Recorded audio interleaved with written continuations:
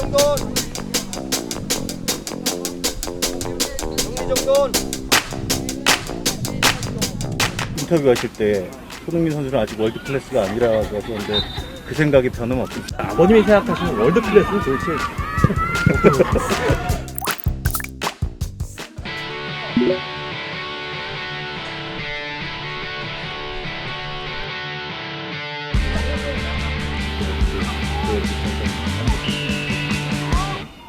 네, 일단 아이들한테 요 기간에 각국의 좀 색다른 경험, 그다음에 색다른 문화, 그래서 아이들이 와서 좀 즐기는 그런 시간들이 좀 됐으면 해서 요 대회를 개최한 이유고요. 첫 대회다 보니까 좀 여러 가지로 우리 아카데미나 시나 이런 쪽에서 좀 부족한 부분들이 좀 있는데 그거는 다음 대회를 통해서 좀 더 극복하고 해서 아이들이 더 좋은 환경에서 더 좋은 경험 그런 시간들이 될 수 있도록 좀 해야 될 것 같습니다.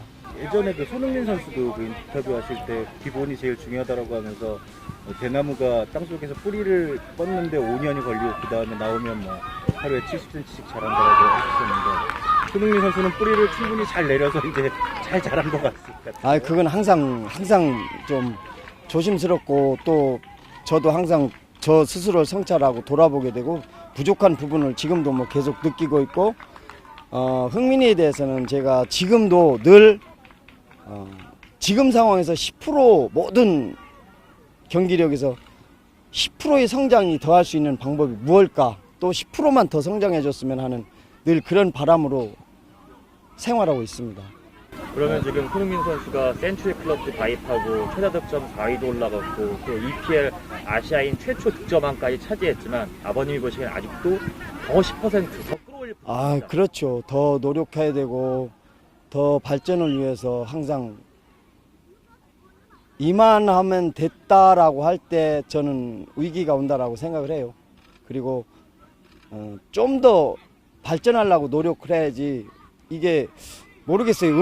음악가분들이 제가 이 말씀을 드리면은 맞는지 틀리는지는 모르겠지만 제가 알기로는 음악 하시는 분들이 도레미파 솔을 계속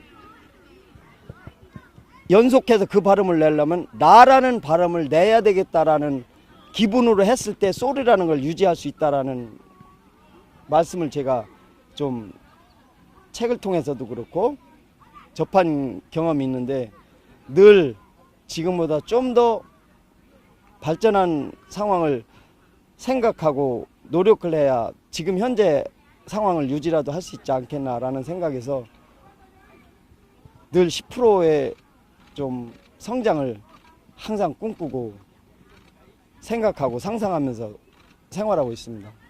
아버님이 전에 인터뷰하실 때 손흥민 선수는 아직 월드 클래스가 아니라고 하셨는데 그 생각이 변함없습니다. 저는 지금도 변함없습니다. 근데 진짜 궁금한 게 아버님이 생각하시는 월드 클래스는 도대체 누가 있나요? 월드 클래스요? 글쎄요, 전 세계에 최고의 클럽에 가서 생존할 수 있는 수준?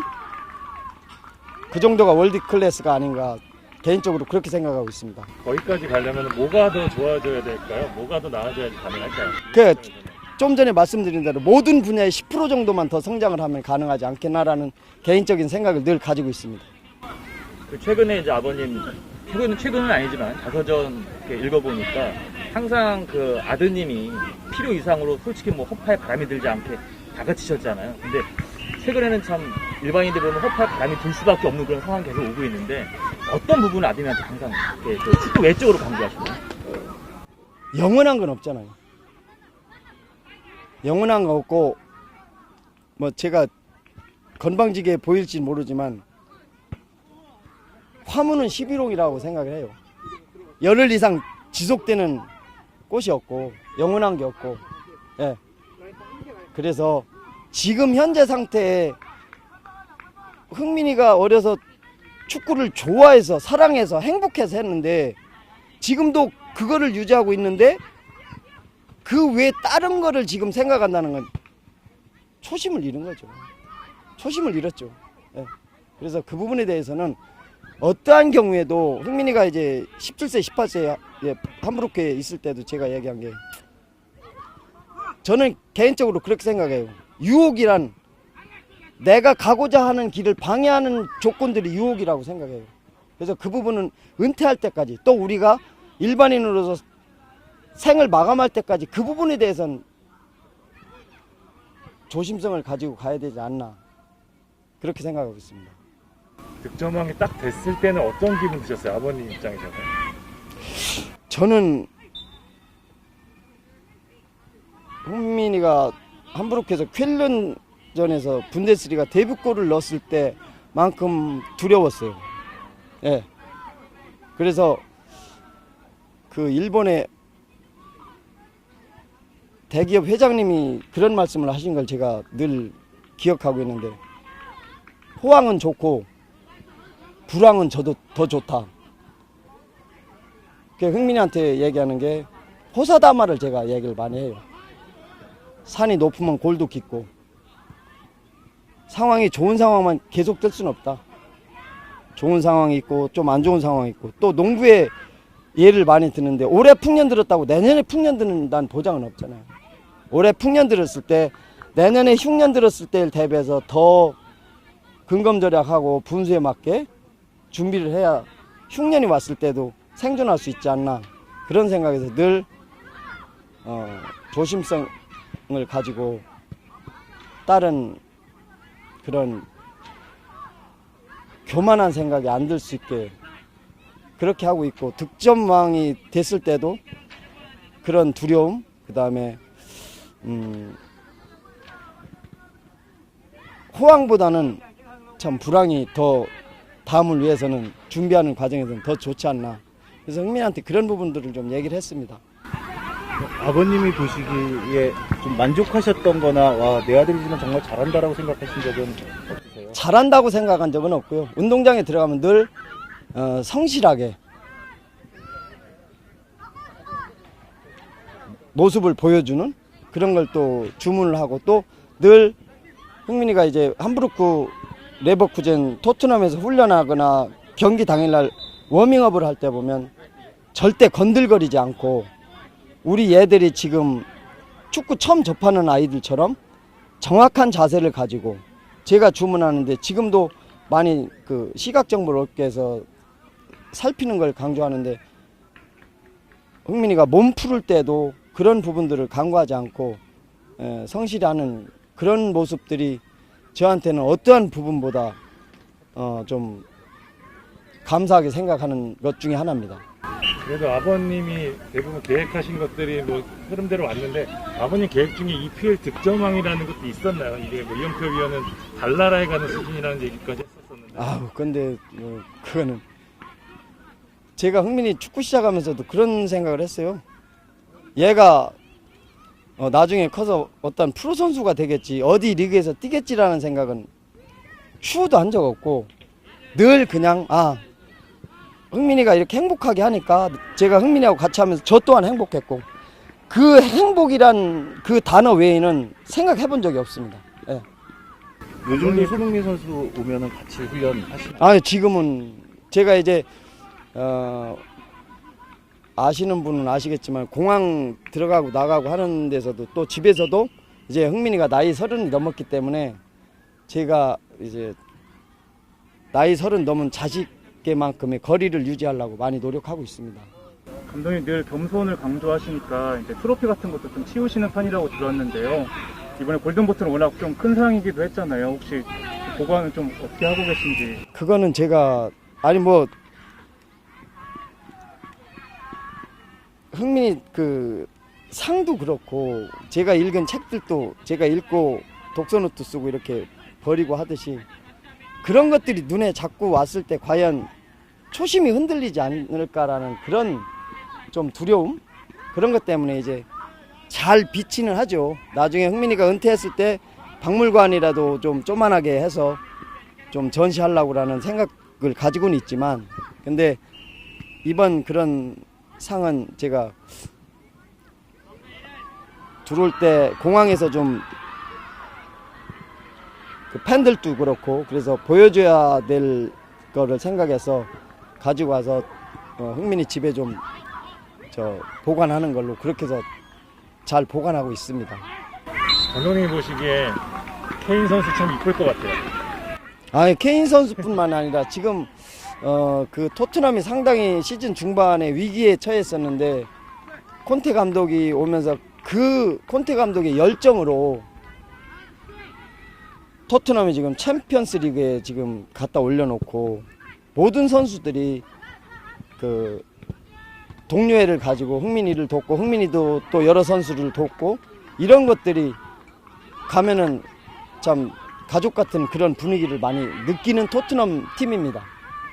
그 열정적인 콘테 감독도 아버님의 열정을 보고 손흥민 선수한테 물어봤다라고 하던데 사실은요? 그 얘기 좀 해주세요. 글쎄요, 흥민이가 하루는 웬만해서는 뭐 흥민이가 구단에 있었던 얘기들을 안 하는데 지나가는 말로 그러더라고요. 콘테 감독이 아마 토트넘의 다큐를 본 것 같다. 근데 형하고 4시간 동안 리프팅한 게 맞냐? 라고 물어봤다고 그래서 흥민이가 맞다 그랬더니 그 아버지 좀 소개시켜 줄 수 있냐 이런 거를 흥민이한테 얘기했다고 흥민이한테 좀 들은 사실은 있습니다. 근데 어떤 분명한 이제 목표를 하나 확실하게 잡는 게 또 도전하기 좋잖아요. 근데 지금 EPL 득점왕이라는 어떤 그런 큰 그 수확물이 있는데 앞으로 은퇴하기 전에 뭐 손흥민 선수한테 이것만큼은 한번 뭐 될지 안 될지 모르겠지만 꼭 한번 이루고 한번 은퇴하자 이렇게 아들한테 말씀하시고 싶은 그런 분명한 목표가 있다. 아니요, 저는 토트넘이든 어떤 구단이든 어떤 도시든 흥민이가 은퇴하기 전까지 꼭 네가 가보고 싶은 도시 가서 뛰어보고 싶은 돈을 떠나서 연봉이 적어도 네가 가 살고 싶은 도시 네가 가서 뛰고 싶은 구단에 가서 네가 행복하게 축구를 하다가 은퇴하는 게 나는 최고의 바람이다 그런 얘기를 해요. 저는 다른 거 없습니다. 그게 아들이 그런 상황에서 축구를 하고 은퇴를 하고 그게 제 최고 바람입니다. 손흥민 선수가 워낙 이동 거리도 많고 경기 수도 많다 보니까 혹사를 좀 우려하는 목소리도 있는데 본인은 또 국가대표에서 뛰는 게 특혜라고 말을 하거든요. 좀 감독님 생각은 혹시 어떠신지? 저도 그 생각에는 똑같은 생각을 하고 있고요. 흥민이가 그 거리가 멀고 하지만 또 대표팀에 왔을 때 행복하게 경기를 하고 항상 흥민이도 그렇고 저도 그렇고 축구라는 그 위에는 행복이라는 것을 항상 놓고 생각을 하지 축구하고 다른 거를 생각해 본 적은 없습니다. 그렇기 때문에 본인이 지금도 좋고 행복하기 때문에 이동거리가 걸고 길고 혹사당하는 어떤 것일지 모르지만 내가 원해서 하고 좋아서 하니까 그런 부분들이 좀 극복하기가 좀 쉽지 않나 그런 생각을 하고 있습니다. 아무리 그래도 득점왕 신경 쓰셨을 것 같은데 노리치전 골 넣고 저쪽 반대편에 살라 골 넣는지 안 넣는지 아니요, 저는 다시 말씀드리지만 저는 흥민이가 득점왕 되는 거는 원치 않았고 그 다음에 3경기 4경기 남았을 때부터 제가 흥민이한테 한 얘기가 그거예요. 호사다마다 산이 높으면 골도 깊다. 높이 올라가면 떨어질 때 아프잖아요. 네. 손흥민 선수는 어제 프리킥으로 골을 넣었는데요. 손흥민 선수를 지도하실 때 프리킥에 관해서 어떤 식으로 지도를 하시는지? 프리킥은 따로 훈련한 건 없습니다. 훈련한 건 없고 항상 그 슈팅 존에서 계속 반복적으로 그 슈팅 훈련한 거 그거밖에 없습니다. 프리킥을 따로 연습한 건 없습니다.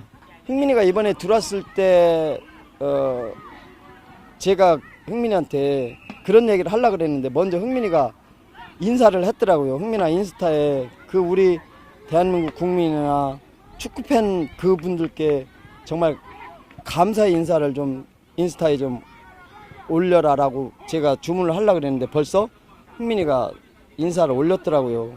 이게 중국 속담에 울타리를 세워도 말뚝 3개가 필요하다고 혼자서 할 수 있는 게 뭐가 있겠어요. 늘 우리 축구팬이나 국민 여러분한테 너무너무 감사드리고 그 우리 축구팬이나 국민 자신의 일처럼 지지해 주시고 관심 가져주시고 응원해 주시는 데에 대해서는 이 자리를 빌어서도 제가 다시 제3, 제4 감사의 말씀을 뭐 수천 번 드려도 지나치지 않겠지만 이 자리를 통해서 정말 감사한 말씀 다시 한번 드리겠습니다. 그래도 프리미어리그에서 9기를 좀 선양하고 또 돌아와서 대표팀에서 열심히 또 9경기 연속 프리킥골 넣고 하고 있는 아들한테도 좀 한마디 해주세요. 손흥민 선수가 있다고 생각합니다. 늘 물론 뭐 네트 쳐놓고 하는 경기가 아니기 때문에 부상의 위험은 노출돼 있지만 다치지 말고 늘 지금 흥민이가 가지고 있는 것처럼 매 경기 한 경기 행복하게 그런 경기들을 지속적으로 해줬으면 하는 게 제가 흥민이한테 늘 해주고 있고 해주고 싶은 말입니다.